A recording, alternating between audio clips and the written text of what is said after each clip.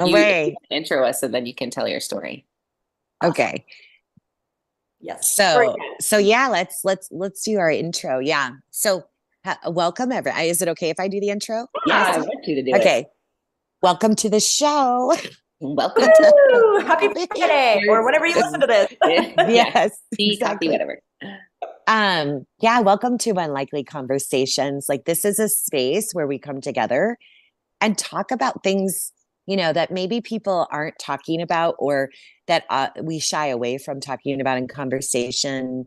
And it's an organic group where we sometimes are talking about something that's just kind of come up for us in the week, or sometimes we have a planned sort of topic, which is also really nice. And I think we're going to work on planning more. But we're so excited to have you here listening with us.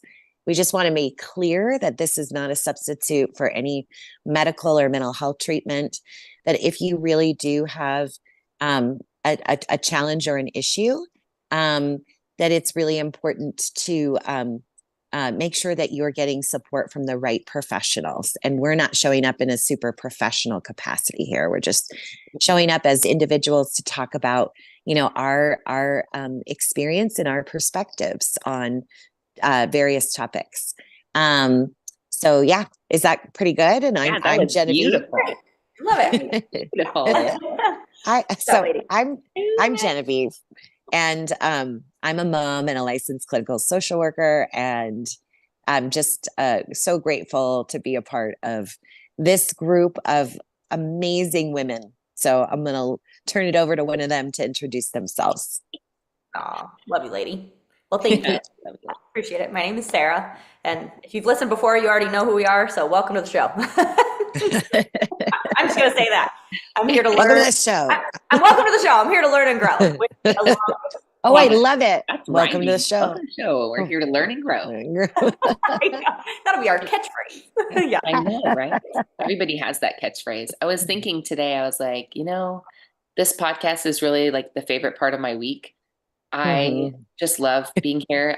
By the way, I'm Cassie. So we do this on my on my YouTube page. And so you probably know me, but if you don't know me, if you're seeing me for the first time, I've been doing a lot of thinking about who I am lately and what would I say? And really, I think what I want people to know is I'm goofy and I show up how I need to show up in the moment. And sometimes a lot of times I make mistakes and I say things that are probably shouldn't be said out loud. But I think that's why we're here. Like we are creating a space where we can be ourselves, and hopefully people can learn from the experiences we've gone through. So I'm a mom of 4. I teach dance fitness. I am in health and wellness. I'm not an expert in hormones, but I'm becoming an expert in women. Like, I am a woman. Nice. So I think that makes me an expert. It sure does. It sure does, Kathy. I've been through it all. I mean, at least 10,000 hours makes you an expert. So right. Totally.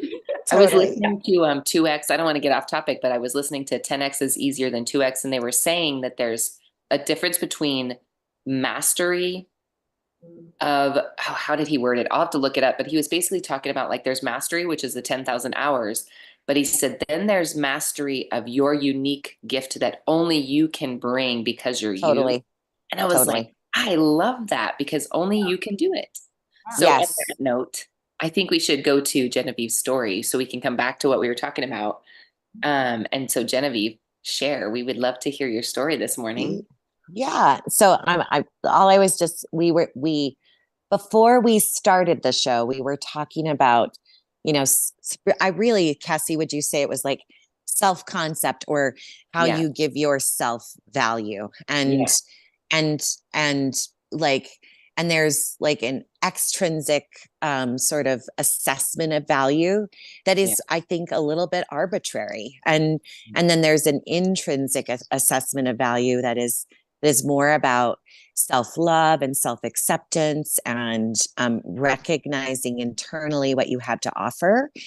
And, and being able to, I'm going back to Maxwell Maltz, being able to access that from a place of, from a state of relaxation so that you can, but so much of society, I think, puts measures on us that make it difficult for us to relax because we're being assessed constantly, or we're doing a lot of self-assessment that maybe isn't always in our best interest. And there are times when it's like, I think it's always really important to be self-reflective, but is this external or is this intrinsic? Like, where are you getting your value from? And so, one of the things that I have been working on, I think really in supervision recently is this concept of like, I have value just in being me, and I don't have to show up um, in a way that is like high performing, which is the kind of person I've always been, as a high performer. Like, I don't have to show up as a high performer Right. um, all the time. Like, there's a time and a place for that, and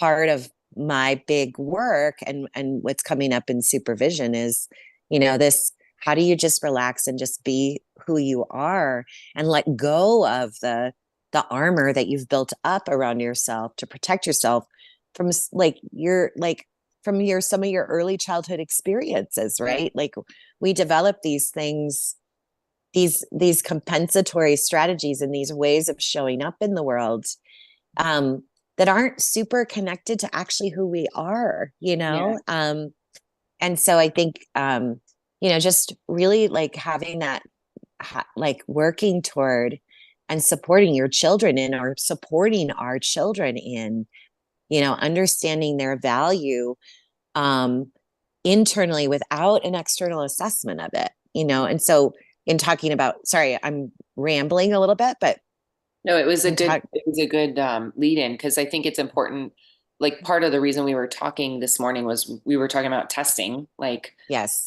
that was one of the things, is this time of the year, I know for my son, who struggles with schooling and struggles with being tested, he has a hard time with this time of the year, because he all of a sudden has this weight of like, oh gosh, if I don't pass this class, or if I don't pass my finals, then all of a sudden he sees himself less valuable. Like, I don't know why he has attached that, because we have never put any weights on grades. Like, we're like, show up 100%, and that's all that we care about. Like, you put the effort in, and we are not going to look at you differently. And even if you fail a class, like, it's just a class. It doesn't define you as a person.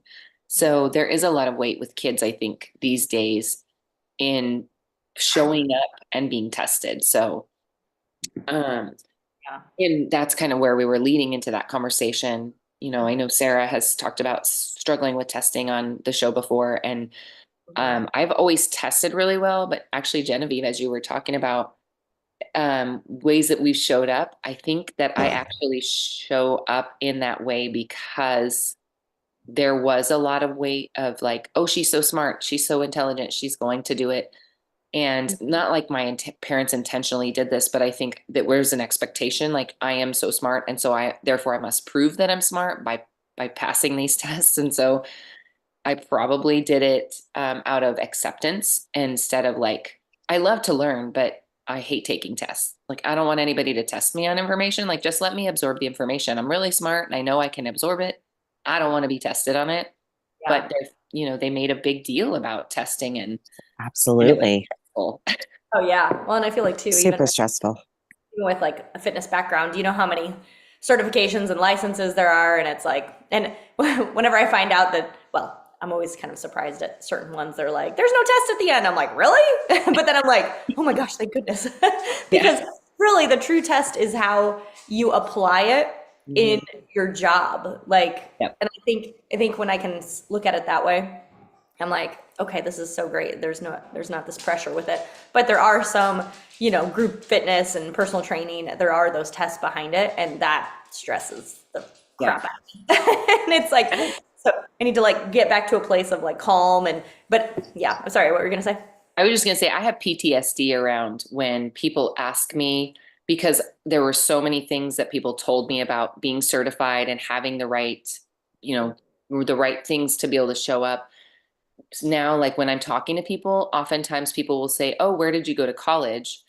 And I'll say, well, actually, I went to university for accounting, but I actually, this is where I'm working in this. And they're like, oh, do you have your master's or your certification in nutrition? And I'm like, nope. And so like the old me would panic, like, oh my gosh, I'm not valuable anymore because this person's asking me about what I have or don't have, and I don't have it. And Mhm. so oftentimes that person, that PTS, like that stress comes in and I'm like, oh gosh, I'm not valuable. I can actually hear the voice sometimes, depending on how the person's looking at me, like because I'm perceptive, right? Like I can feel when people are being um like questioning me. I can feel that energy and I'm like, oh, I don't know the answer. I don't think I know what I'm doing. And all of a sudden I'm questioning my self-worth and my value as a person. And that just isn't the case, whether I have the certification No. or not. It's not true. Yeah. But PTSD is a real thing. And I'm like, so I Yeah. don't have the certification. Something. Right. Total, No, totally.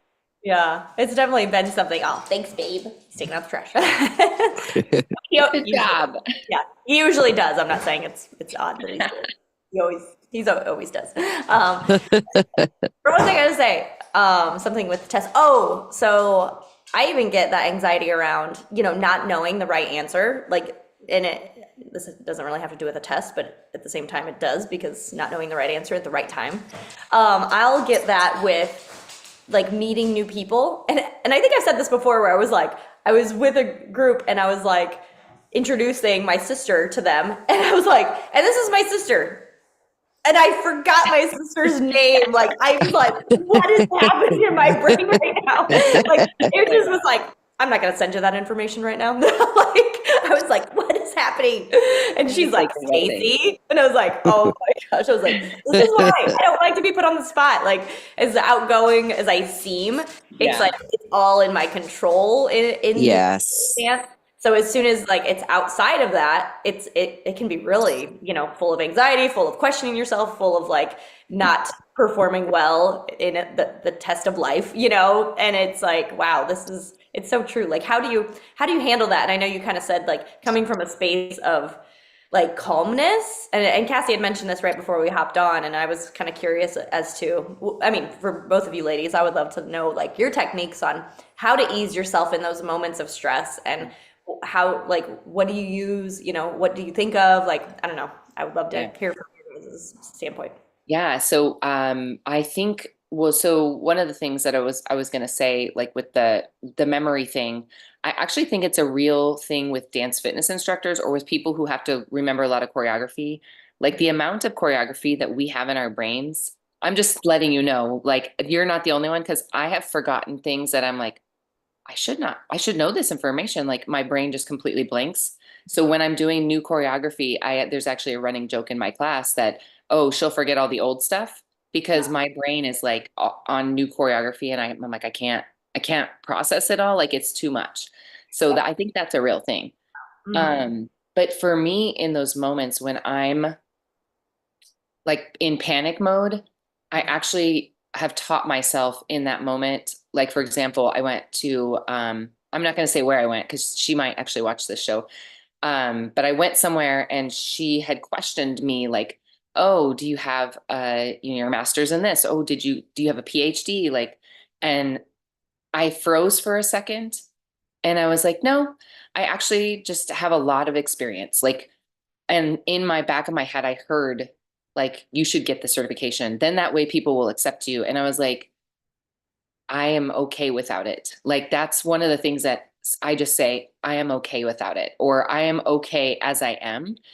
And so really talking to myself in that, it might seem like very pausy, like when I'm talking to people, because there are moments when I probably look like this, like, because I'm listening to that voice, like my pause is just like, what's happening? And in my brain, I'm actually like, you're okay. You're okay. Everything's okay. You don't need anything else. You're perfect how you are. And just you is enough.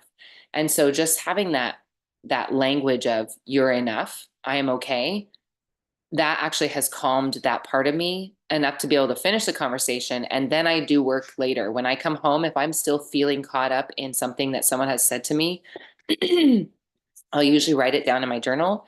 And then I look at it and I'm like, is this the truth? Like, so for example, um, you don't have enough information to be able to help people. Like that's the story really, that is what's going on when someone's questioning my certification or whatever, then I'm like, okay, but is that the truth? So that's always the question that I'm asking myself. And then if the answer is, well, yeah, maybe you don't have enough information, then I might actually go to someone that I trust and say, hey, I'm having some struggles with this. Is this really the truth about me? Like, do I need more information? Like, do I need to have more certification? And the people that I trust and I love, they're going to tell me, no, Cassie, you like, what are you talking about? You have like 30 years in this industry. Like, why are you even questioning that? So I think that's important to have people who you trust and love, and also to have the language for yourself just to get you through the moment. And if you can't get through the moment, then just saying, um, like one of the things that I've practiced is if I don't know what to say, I've practiced like just kind of pausing and smiling and like, oh, interesting. Yeah, I'm not sure right now. Like I depending on the question. Sorry, I was like, it's so hot in here. All of a sudden the heater is like kicked on. I'm like, I'm done. Oh, Um, yeah, so that's one of the ways I like talking myself through it. I yeah. want to hear from Genevieve too, though. I'm curious how you get through those moments of like, it's because it is fear, like it's the freeze, fight, or flight, you know? Yeah, definitely. No, thank you for that. Yeah. Hmm. It kind of reminded me of, I'll just say it real quick, the question, like coming back and turning it around on them. Yeah, And and I think asking a question, I just saw this. I learned so much from Reels. I do too. And it was cool. I know. I'm like, oh, the algorithm is really. I support this. Let me like these videos that it's sending me. It's like holistic and mindset. And so yeah, it was just about like turning it around and just asking the question, and it kind of disarms that person. Not disarms, but it kind of like opens up a conversation.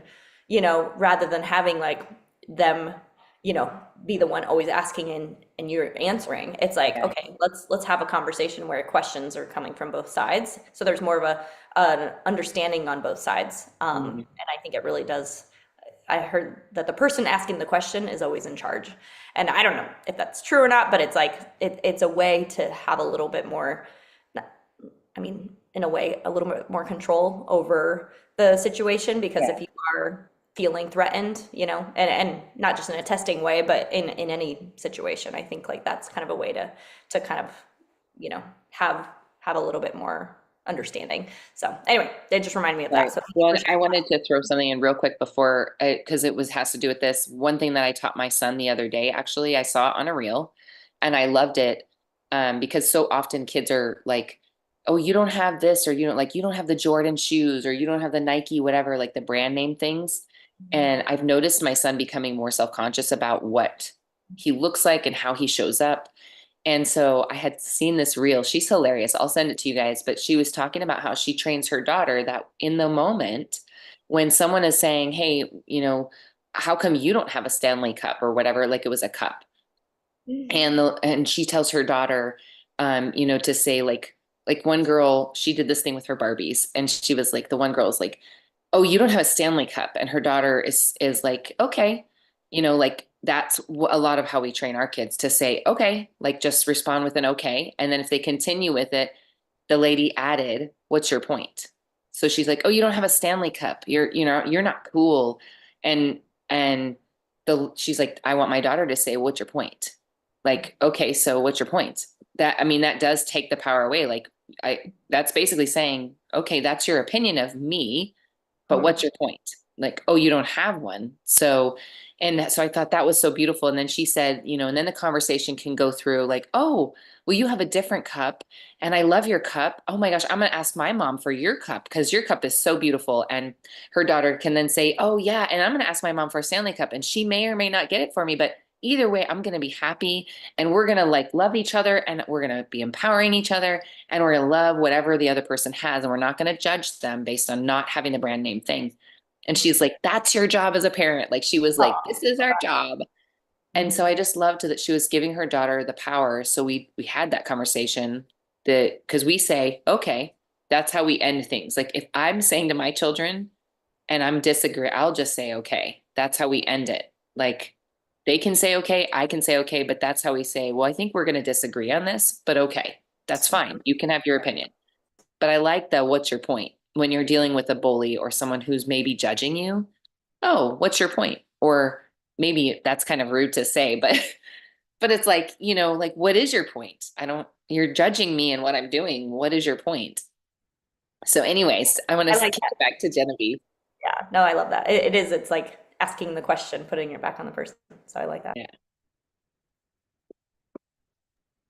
Yeah, no, and so honestly, like all of those are very, very like they're very much clinical skills that we teach Mm. clients, and I'm a big believer in practicing what you preach, and it's easier said than done, right? So um Cassie, what you're talking about, like when I think about that, it's positive self-talk or positive self-regard. And it is coming up with those knowing the things, like trying to do a self-assessment of knowing the things that do disarm you, and the developing an affirmation or a we call them cheerleading statements. Sometimes people don't like that, but like positive self-talk that can kind of that you have in like stored there because you've been intentional about thinking about what are the things that disarm me and what might be the thing that I need to say internally to myself when that starts to happen. Yeah. And I think that's super beneficial.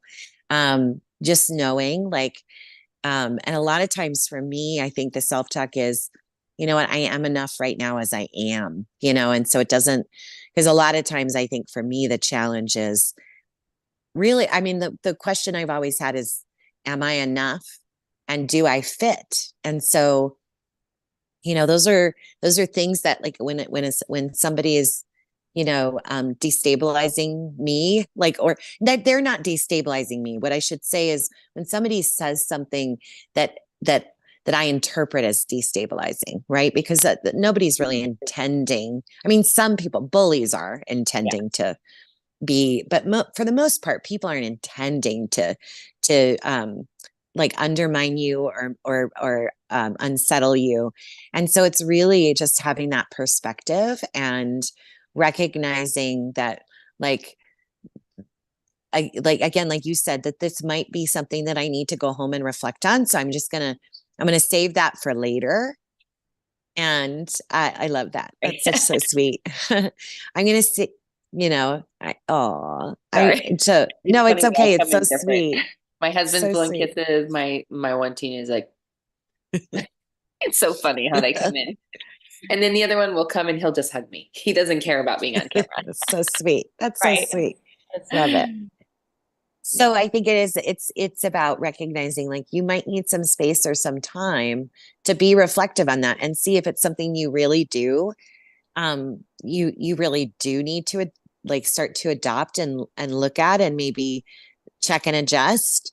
Um, versus maybe it's something that like, well, like that, like I disagree, and that's not something I'm going like I need, or I need to change about myself, or I need to work on. And so it's really important to buy yourself that time.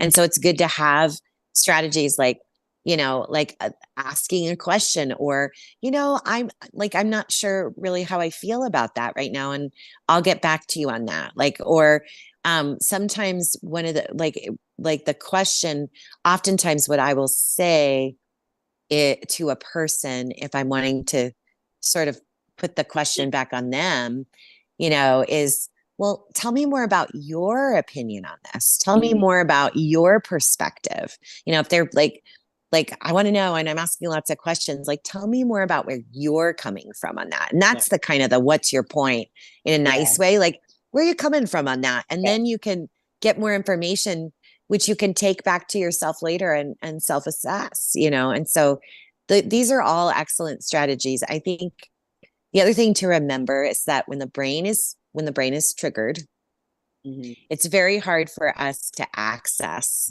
those skills. And so that's why we have to practice them, and we have to practice them in a safe environment first. Yeah. So practice these things on your partners, on your Yeah. close friends, because the practice is what helps wire the brain to catch itself in a reactive state and pull itself back to a non-reactive state, right? And so it's just really important to have a lot of practice and a lot of opportunity with the people you trust. And so I appreciated what you said, Cassie, about going back to people you trust and asking them, is this something I really need to be, you know, working on or challenging myself around? Or is this like, is this necessary for my personal growth or not? Like, is this necessary for my growth edge or not? And I Yeah. think that's really important.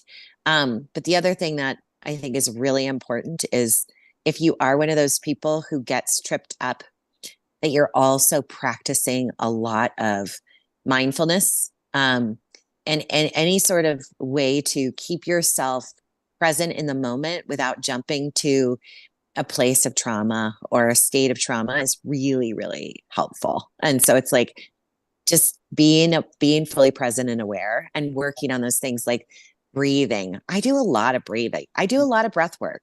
Yeah. Breathing is like the number one way to calm your nervous system. It's Yeah. the number one way to do it. And So breath work is so important. I'll just say one thing and then I'm gonna let you guys talk, like interject. But the the the the the brain acknowledges when the heart rate goes up and when breath gets short and fast, and mm, it immediately goes into like a triggered or activated state of trauma, kind of like a trauma state. And and so if you are noticing heart rate rising, any sort of that kind of anxiety stuff that you both talked about, like in these situations, it's very important to have done a lot of breath work practice so that you can do some breathing in that moment to trigger your brain to say, you know what, I can slow my heart rate down and I can in this moment not be reactive. And so the breath signals to the brain that it's okay to start to relax. And so it's really, breath work is super important. So that's all I'm going to say. I was gonna say, I just thought of one of the things that I actually teach with eating, like, and I don't remember why I started doing this, but one of the things that I now do if I'm feeling triggered, I used to actually do it for my digestive state. I would put my feet up against a wall, like I would lay on my back and put my feet up against the wall, as a way to trigger my body to know that I was safe and that it could focus on digesting my food. Because it seemed like I wasn't digesting like ever. And so one of the books I had read had suggested like putting your feet up against a wall actually um, not ignites, it starts your parasympathetic nervous system to like know that you're safe. Because if you're on your back with your feet in the air, chances are there's no danger. So like it really Yes, tells you. exactly. So I was going to ask you, is that really accurate? Because I do that sometimes when I get so discombobulated. It's a way to reset because like sometimes I'm just in that, and I think it's part of the world that we live in. We're like always triggered. And so we have to reteach our body like, oh no, this isn't a situation where we have to have that going. We need to just relax.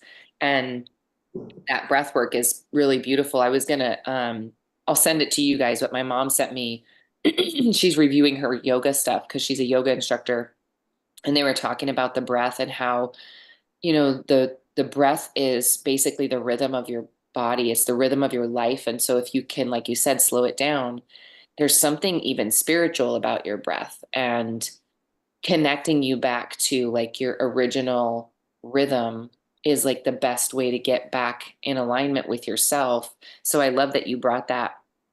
And then like they suggested like different ways. And that, so I was going to say, before I even go into a situation with people that I know are going to trigger me, there's just going to be people that will always trigger you, like, period, unless you sit down with them and like have a counseling session. And that to me feels okay. Like I just have to know there are certain people I'm going to breathe before I go into the situation with them. I'm going to prepare my brain. I'm also going to actually, like, I call it my glass cocoon. I take like an invisible cocoon and I basically set the intention that this cocoon is protecting me and I don't have to go into a reactive state, that anything that they say doesn't have to go through the cocoon unless it's positive. So like it's almost like I'm creating um a bubble of safety that only loving kindness can come through. And anything else just hits it and drops to the floor. So, like, I'm visualizing that when I'm talking to that person, it doesn't matter what they say because it can't hurt me unless I let it hurt me. So, if you can do that, if you know you're going to be triggered by someone, that's another method I use. And in my with my clients, I call it the glass cocoon. Like, so at the end of every session, we always put on our glass cocoon that can just receive love, but everything else Mm. falls and hits to the floor that's negative. So That's beautiful. I yeah, love that. I love that. And you that's, can borrow it. visual. I'm No, going I'm to writing it borrow it. Okay. down. Um, that's beautiful. Visualization is really important too. And I love that Maltz talked a lot about that in his book, Psycho-Cybernetics. Is visualization is a really, really helpful tool because we can sort of uh, train ourselves to see something like in a different way or perceive our safety in a different way if we're visualizing. Um, and visualization, it helps us bring things to fruition too. It's like Yeah, it makes it possible. Like, yeah, and so, unfortunately, like I think that that can be difficult for some people, right? We know that. We know that there's about 3% of the population that has difficulty with visualization. But um, but I think it's a really helpful tool. And and even if you can't visualize something, having a metaphor, I think can be really helpful. yeah, I think it's the meaning making that is really critical. Like too, I think uh this capacity to make meaning of our experience and give meaning to any sort of strategies that we're using to help ourselves in our experience, I think is beautiful. So thanks for sharing that, yeah. Cassie. And I have one more that I actually just learned, and it's really Yeah. interesting. So I call it witnessing. And I had Mm. heard this woman talking about it, and basically you pick an inanimate object in the room and you just say, like, I'm going to witness the plant. Like, the plant is there and I'm not going to think about anything about it. I'm just going to witness that it's there. And so kind of shifting your attention to something in the room that's not distracting Hmm. necessarily, Hmm. especially if you're with someone who's very triggering and like continues to, because it becomes a habit too, right? Like those people that we kind of nitpick with, it becomes our Yeah. habit of reacting to each other.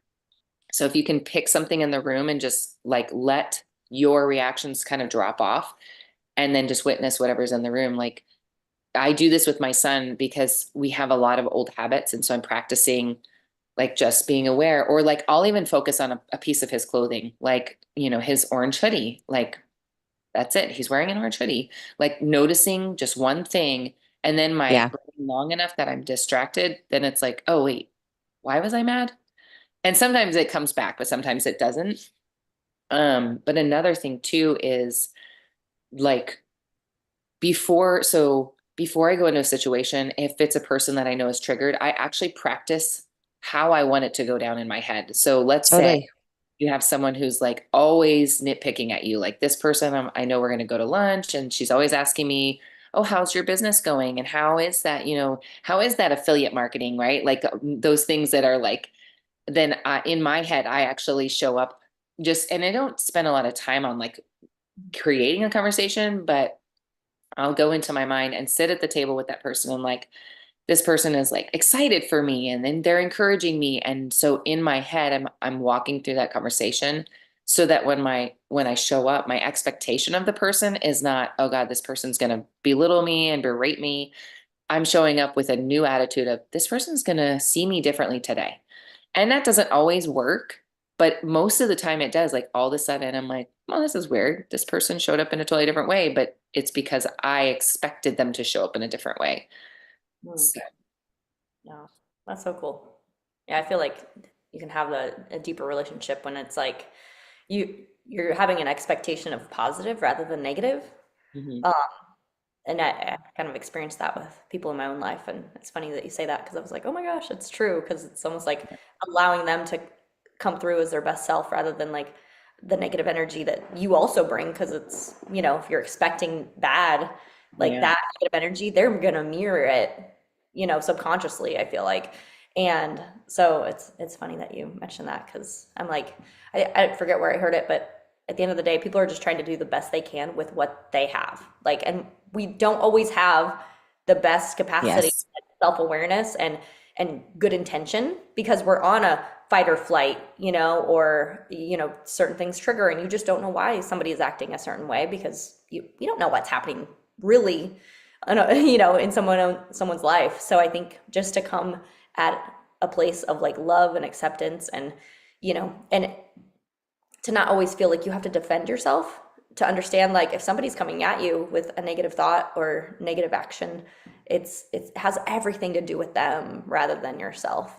And I think when you can turn that around and kind of say, like, okay, maybe they're going through something because they're really defensive right now, or something bad must have happened, like maybe I can help open them up, like, what do you mean by that, like, let's just have a conversation about it. I think that totally. place of love, and that can turn around a situation too. So Absolutely. Absolutely. This was a great conversation. I have to go. I have to Oh, go because I have to start getting my kid ready for school because okay. he can't be late for testing days. So, Oh I got yeah, my, yeah, that's oh, right. I bet, right? Yeah. We're gonna send good Speaking of vibes, testing, good vibes yeah, to school and for testing. Oh, I'm sure he'll do it. yeah, But yeah. but still, it's, yeah, the intention is out there that all the children are going to feel good about this and positive. totally. Yeah. And for Totally. those of you that want to know what the story was, because we never came back around to it, you're gonna have to tune in next week. Oh, do we not You'll do have to Yeah. that? write it down. Remember, we were Oh, going to talk yeah. about your supervision Oh, yeah. Yeah. situation. Write a note for yourself so we don't forget for I next. will. I Okay, will. I because will. now I want to know. We all went Okay. off on tail ends. I know, right? No, but I know, same thing. I got to get going for my Yeah. 8:30 All Yeah. right. Sounds good, mindset. ladies. But This was thank you guys. wonderful.